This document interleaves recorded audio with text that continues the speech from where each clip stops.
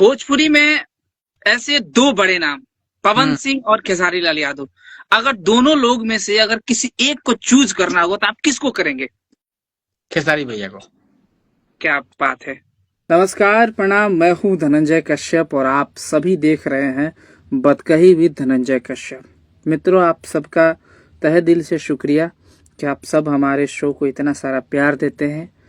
तो बहुत बहुत धन्यवाद आप सभी को। और साथ ही माफ़ी चाहते हैं, हम कुछ दिनों से हमारा शो बंद था, एपिसोड नहीं आ रहे थे और ना ही मैं लाइव आ पा रहा था। मेरी शूटिंग हो के कारण मैं लाइव नहीं आ पा रहा था। और दूसरी कारण, पिछले सोमवार को मैं एपिसोड शुरू किया था बट कुछ टेक्निकल इशू के कारण शो नहीं हो पाया। बट इस सोमवार हम आप सबके बीच हाजिर हो चुके हैं। तो दर्शकों, आप सभी देख रहे हैं बतकही विद धनंजय कश्यप। हर सोमवार शाम को 7 बजे आपके पसंदीदा सेलिब्रिटी से हम मिलाते हैं। रंपम राजा, हेलो भाई।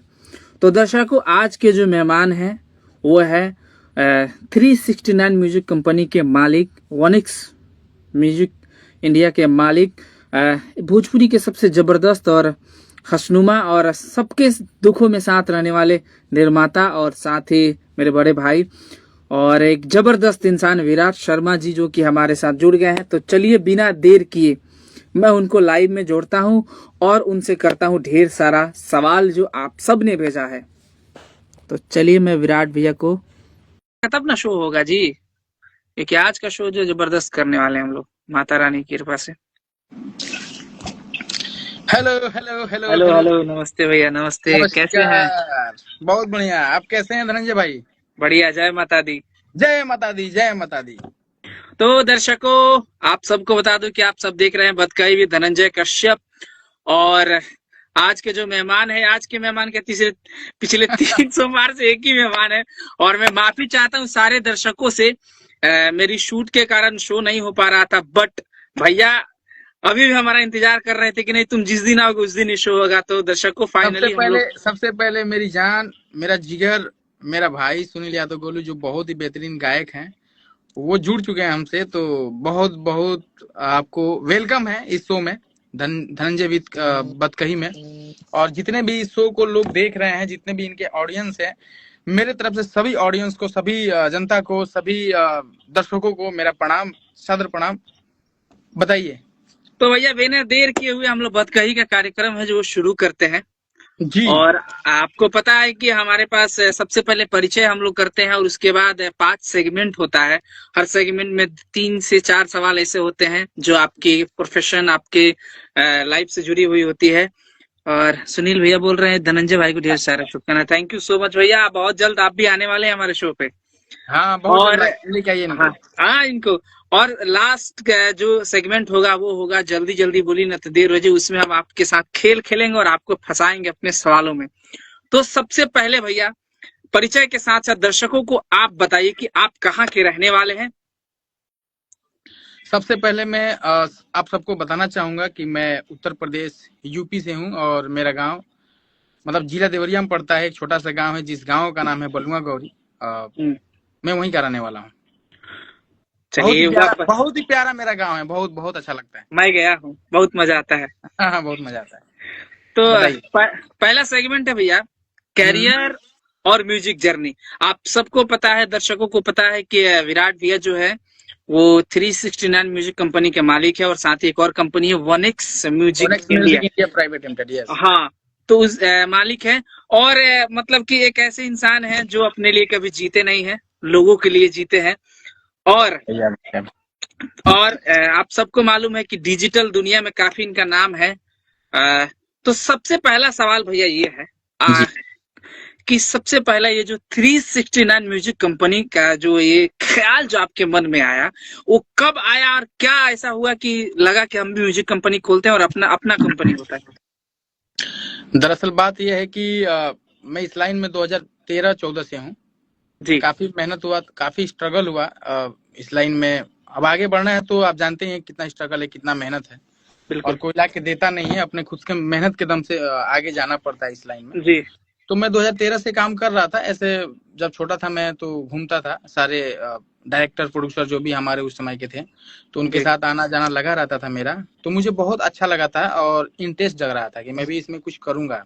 जी हालांकि 2017-18 तक तो कुछ लाइफ में नहीं हो पा रहा था, क्योंकि जी सबके साथ घूमना फिरना, लोगों को बताऊंगा कि लोग बुलाते थे और काफी ऐसे लोग मिले जो कि बहुत प्रताड़ित भी किए हर चीज को यूज लेके भी कि किए। मतलब, हाँ हाँ, यूज भी किए उसको बोल सकते हैं कि मतलब पैसा लेके आओ, ये करो वो करो, लोगों को सिगरेट जला के देना, ये सब। और मतलब ऐसे मुझे लगता है कि कोई भी इंसान जब पहली बार इंडस्ट्री में आएगा, जब उसको समझ नहीं रहेगा, तो वो जी उसको करना ही पड़ेगा, जी चाहे कोई भी हो। इस जी लाइन में आने का मतलब कि आपको अनुभव नहीं है आपका, सबसे पहले जी आपके पास अनुभव नहीं है तो आप कुछ कर भी नहीं सकते हैं। ऐसा लगेगा जी कि जी जो वो बंदा बोल रहा है वो सही बोल रहा है। हम्म, जी तो इस हालात से गुजरा मैं। और 2017-18 में लक्ष्मण भाई, मेरे बड़े भैया हैं लक्ष्मण भैया, वो मिले। जी और वो तो आईटी सेक्टर में इंजीनियर थे, उनके पास ऑलरेडी एम्प्लॉयज थे। तो उनको मैं बताया कि भैया हम्म, देखिए ऐसा ऐसा मैं इंडस्ट्री में काम करता हूँ, लेकिन कुछ हम्म, सही नहीं हो पा रहा है। तो उन्होंने हम्म, बोला कि देखो मैं आईटी सेक्टर का इंजीनियर हूँ और मैं एप्लीकेशन भी बनाता हूँ। हम्म, तो तुम्हारे पास सोर्सेज हैं, जैसे हम्म, आर्टिस्टों से तुम्हारा संबंध है, अच्छा रिलेशन हम्म, है, तो हम्म, इसका हम फायदा उठा सकते हैं। और उस समय कुछ डिजिटल में ऐसा यूट्यूब में बहुत बड़ा नहीं हो रहा था, किसी का चैनल वगैरह था नहीं 2013-14 में। तो जी उस समय हाँ, यूट्यूब में उतना काम कुछ था नहीं। बस ये हम्म, था कि उन्होंने एक मोबाइल एप्लीकेशन बनाए थे, वो बड़े भैया लक्ष्मण जी, हम्म, जिसका नाम था भोजपुरी महफिल। हम्म, तो मैं बोलने में भी ठीक ठाक था उनके नजर में, कि ऐसे हम्म, बोलता तो नहीं हूँ बहुत ज्यादा, लेकिन उनको हम्म, लगा कि ये बोल सकता है, बातें कर सकता है। और उस समय इंडस्ट्री में जितनी भी टॉप लेवल की हीरोइन थी, सीमा सिंह हो गई, सुबी शर्मा हो गई, काजल हम्म, रगवानी जी हो गई, अक्षरा जी हम्म, हो गई, जितने भी टॉप लेवल की हीरोइन थी, उसमें एल्बम तो उतना था नहीं। तो जी उन्होंने बोला कि देखो तुम्हारा कांटेक्ट है, तुम न्यूज लो, हम्म, एक बूम माइक बनाओ, और हाँ हाँ उससे जाके न्यूज लो, एक चैनल बनाएंगे हम लोग, और चैनल पे जी तुम्हारा न्यूज डालेंगे तो वायरल होगा, तो उससे पैसा कमाओगे। तो क्या मैंने बात बोला ठीक है भैया, आप करिए, मेरे लिए इतना कर दीजिए तो मैं काम करूंगा। जी तो हालांकि वही खरीद के दिए भी थे मुझे, जो भी बूम माइक आता है उसका केबल वगैरह सब। हम्म, और जी एक कैमरामैन मेरे मित्र थे, धनेश गुप्ता जी, और भी हम्म, 2-3 मित्र थे। तो वो हम्म, लोग बोले कि हमारे पास कैमरा है, छोटा कैमरा था उस टाइम, जी हमारे पास कैमरा है विराट जी, अगर आप चलेंगे ना तो मैं भी चलूंगा, क्योंकि उन लोगों को हीरोइन और हीरो को देखने की बहुत चाहत होती थी, फोटो खिंचवाने की। फोटो खिंचवाने के लिए, कि हम्म, जाएंगे तो कम से कम इसी बहाने हम लोगों से मिलेंगे, लोगों से बात करेंगे, और बड़ी बड़ी स्टार को हम देखेंगे सामने से, और बिल्कुल फोटो निकालेंगे साथ में। राइट। तो मैं ले जाता था, ऐसे जर्नी स्टार्ट हुआ। और उसी मीडिया के दौरान जो भोजपुरी महफिल मेरा चैनल था, मेरा न्यूज हम्म, था एक, तो हम्म, वो चलने लगा। और मैं काफी लोगों का उस टाइम, मैं जब उतना दाढ़ी मोछ नहीं था मेरा, तब मैं हम्म, न्यूज लेता था। हालांकि पटना बनारस जितने भी आज मीडिया वाले हैं, वो कोई नहीं था उस समय। हम्म, तो उस समय मैं चालू किया था न्यूज, और जाके वैसे ही अंट शंट जो भी मेरे दिमाग में आता था लोगों से पूछता था, चाहे अक्षरा जी हो गई या काजल जी हो गई, जो भी हम्म, हमारे इंडस्ट्री हम्म, के आर्टिस्ट हैं, सबसे सवाल जवाब करता था। तो हमने हम्म, 50-60 वीडियो बनाया था उस समय। हम्म, लेकिन डालने के बाद उतना चलता नहीं था, क्योंकि रिस्पॉन्स नहीं आ रहा। रिस्पॉन्स नहीं आ रहा था, क्योंकि हम्म, थोड़ा बोलने का भी तरीका होना चाहिए न्यूज में अच्छे तरीके से। और मैं थोड़ा बच्चा था तो डरता भी था किसी के सामने जाके न्यूज लेना, क्या हम्म, पूछूंगा क्या नहीं पूछूंगा, बहुत हम्म, मतलब डरता था मैं। तो धीरे धीरे करते करते मतलब जहां भी मैं पहुंचता था उनसे अच्छा रिलेशन हो जाता था, चाहे वो हीरो हो या हीरोइन हो, सबसे जी अच्छा संबंध हुआ। धीरे धीरे धीरे उससे भी पैसा नहीं आ रहा था। अब मुंबई में इंसान है तो कैसे काम करें जब पैसा नहीं पैसा तो मिले। चाहिए। फिर भी स्ट्रगल करने के लिए मेरे घर वाले, मैं बोल सकता हूँ कि मेरे भैया हुए, पापा हुए, बहुत सपोर्ट किए। अगर शायद वो लोग नहीं होते तो मैं आज यहाँ तक नहीं पहुंच पाता, क्योंकि हम्म, हर एक घर की कहानी है कि जब आप पैसा नहीं कमा के दोगे घर में, तो कोई भी इंसान बोलेगा, चाहे पापा हो, चाहे भैया हो, चाहे कोई भी हो, और थोड़ी बड़ा भाई। इज्जत कम होती है। हाँ, इज्जत कम होती है। तो मुझे भैया को लगा कि ये अच्छे राह पे है, लेकिन अगर ये मतलब पीछे हट जाएगा अब जाके, तो हम्म, बहुत बदनामी भी होगी, और ये अगर मैं सपोर्ट नहीं करूंगा तो हम्म, शायद ये बैक हो जाएगा। तो भैया हम्म, ने बोला कि देखो, तुम अपना काम करते रहो, जो भी काम कर रहे हो इंडस्ट्री में, मैं खड़ा हूँ तुम्हारे साथ। तो हम्म, भैया ने, मेरे खुद के भैया जो बड़े भाई हैं हमारे, हम्म, उन्होंने बहुत सपोर्ट किया। तो जितेंद्र मैं भैया। हाँ, जितेंद्र भैया। हम्म, तो मैं उनको अपना एक तरफ से गुरु ही मानता हूँ। गुरु तो हम्म, सब लोग हैं मेरे लिए, जो भी मेरे लिए थोड़ा बहुत भी किया वो भी मेरे लिए गुरु है। लेकिन अगर सबसे सबसे बड़ा गुरु अगर कोई है तो मेरे परिवार है, मेरे पापा है, मेरे भैया हैं। और सबसे ज्यादा पापा से ज्यादा योगदान लाइफ में मेरे भैया का रहा है। तो भैया जी शुरू से ही मुझे बहुत सपोर्ट किए, जहाँ जाता था 200 500 मुझे देते ही थे कि जाओ तुम स्ट्रगल करो, मैं हूँ। जब ऐसा लग जाएगा कि लाइफ में कुछ नहीं हुआ तो फिर तुम जो मर्जी वो कर सकते हो, कोई दिक्कत नहीं है। और इसमें अहम भूमिका निभाए लक्ष्मण भैया भी। एक फैमिली के बाद मेरी एक फैमिली है, वो उनका घर, उनका परिवार मेरा एक फैमिली है, और उनको मैं कभी अपने भाई से अलग नहीं समझाऊं। बस हम खून हमारा अलग अलग है, लेकिन एक दिल का जो रिश्ता है वो कहीं ना कहीं एक बड़े भाई से, एक ब्रदर फ्रॉम अनदर मदर वाला बात है।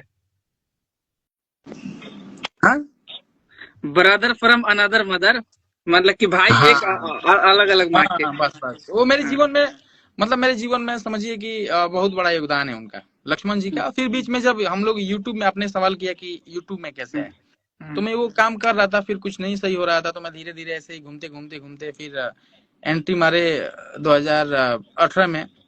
राजाराम प्रजापति भैया जो बड़े भाई जैसे हैं, वो भी हमको बहुत प्यार दिए। वो भी हमारे गुरु ही हैं, जो यूट्यूब सिखाए कि यूट्यूब में होता क्या है, कैसे यूट्यूब में पैसा आता है। फिर जब उनकी एंट्री हुई तो हम लोगों को लगा कि यूट्यूब में कुछ कर सकते हैं। फिर भी हमको CMS वोमेस यूट्यूब पता नहीं था। धीरे धीरे भैया बताए, राज भैया, की हम लोग इंडस्ट्री के लिए काम कर सकते हैं, हमारे पास CMS है। फिर हम लोग धीरे धीरे, सबसे रिलेशन था ही मेरा, प्रमोद भैया हुए, खेसारी भैया हुआ, चाहे जो भी आर्टिस्ट है इंडस्ट्री में, सबसे मिल के बताना कि हमारे पास CMS है और आप हम मतलब चैनल बनाएंगे तो उससे पैसा कमाएंगे। हालांकि किसी को पता भी नहीं था कि उससे पैसा भी आता है। तो धीरे धीरे ऐसे करते करते करते 2018 से यूट्यूब में हम लोग मूव हो गए और काम करना स्टार्ट किया। तो काफी उनका भी योगदान रहा है मेरे लाइफ में, उनका भी एहसान कभी मैं भूल नहीं सकता हूँ। तो वो भी मेरे बड़े भाई जैसे हैं और हमेशा रहेंगे, बहुत प्यार करते हैं, आज भी बहुत प्यार करते हैं। तो उनके लिए भी मैं बहुत बहुत धन्यवाद देता हूँ कि वो मुझे सिखाए, मुझे समझाए, और इंडस्ट्री में आज यहाँ तक इन लोगों के भरोसे ही आया हूँ। मुझे कुछ आता नहीं है बस। 369 म्यूजिक का आइडिया कब से आया? हाँ, हम लोग पहले तो डिजिटल का हम लोग काम किए, धनंजय आपको पता ही है कि हम लोग काफी, हाँ, चैनलों के लिए मैंने काम किया 2018 से लेके 2021-22 तक। 2021-22 तक हम लोगों ने काम किया। डिजिटल की दुनिया में काफी आप लोग के प्यार आशीर्वाद से नाम भी है, आज भी है, लेकिन हम लोग अब दूसरे के लिए उतना काम करते नहीं है, खुद पे काम करते हैं। फिर हम लोग सोचे कि जब हमारे पास CMS आ गया, हमारे पास 500-700 क्लाइंट आ गए, पूरी भोजपुरी इंडस्ट्री का क्लाइंट आ गया हमारे CMS पे, तो हम लोग सोचे कि जब हम दूसरे के लिए कर सकते हैं तो हम अपने लिए भी कर सकते हैं। हालांकि उस समय दिमाग था ही नहीं कि हम लोग अपने लिए करें, दूसरों का सेवा करते रह गए हम लोग, है ना। फिर बाद में 2022-23 में हम लोग प्लान किए कि हम लोग अपने लिए कुछ करते हैं। तो एक कंपनी का खोज हुआ, एक चैनल का खोज हुआ, जिस चैनल का नाम है 369 म्यूजिक। तो फिर हम लोगों ने ओपन किया और पहला गाना प्रमोद भैया का था हमारे चैनल पे, केहू कमी याद कि केहू कमी पूरा करता हमार, तब फोन ना तुहारी आवता। ये गाना पहला गाना था और काफी लोगों का प्यार मिला, दुलार मिला, और आज चैनल आप लोग के सामने है। बहुत सारे गाने हैं, अभी मेरे चैनल पे जाके देख सकते हैं। काला काम करेला, कि पता रे बोला मुआ में रस बड़ी होला, ये बहुत सारे गाने ऐसे। बोलिए।